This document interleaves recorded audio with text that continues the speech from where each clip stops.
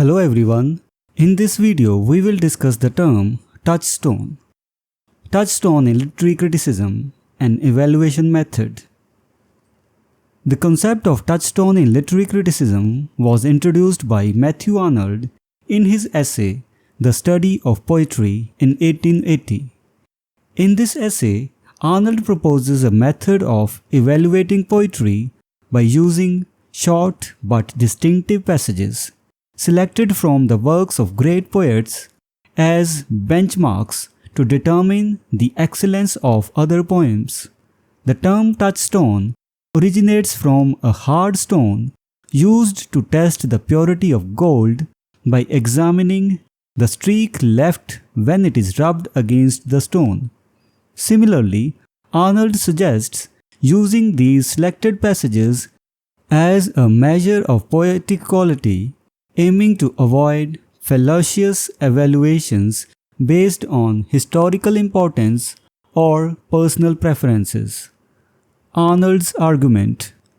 Arnold's main argument is that by constantly keeping in mind lines and expressions from great masters such as Homer, Dante, Shakespeare, and Milton, one can develop a sense of poetic excellence.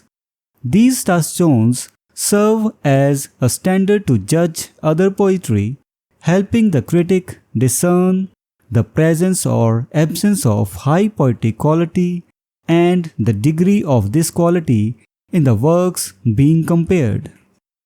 Characteristics of touchstone.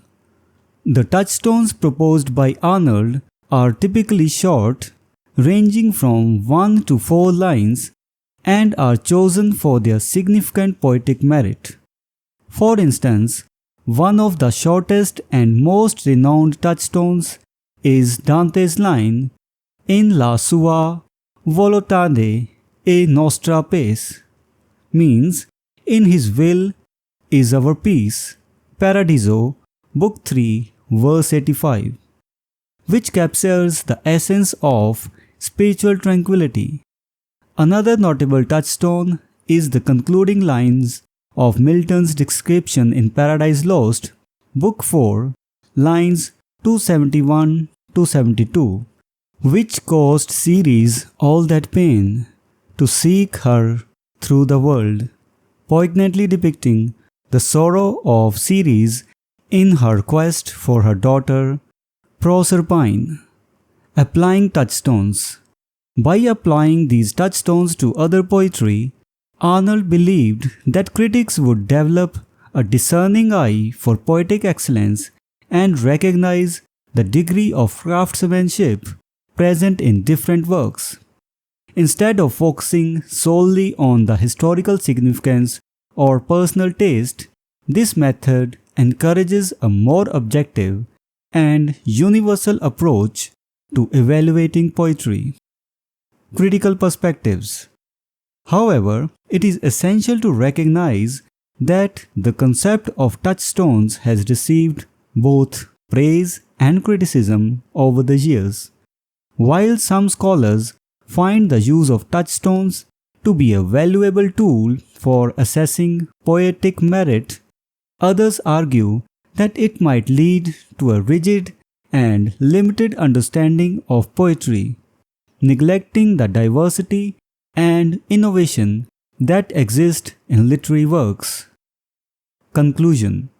In conclusion, Matthew Arnold's introduction of touchstones in literary criticism offers a methodical approach to evaluate poetry, utilizing selected passages from renowned poets as benchmarks for determining excellence. These touchstones serve as a touchstone for critics, helping them gauge the quality and artistry present in different works. So this was the literary term touchstone. We will meet in the next video and discuss some other term. Until then, goodbye and thank you. Hello everyone, welcome to this series on literary terms and literary theory. If you want to study the notes and MCQs related to this term, you can click the link given in the description. We are also going to start our online and offline classes for UGC NET for English Literature very soon. So stay connected with us.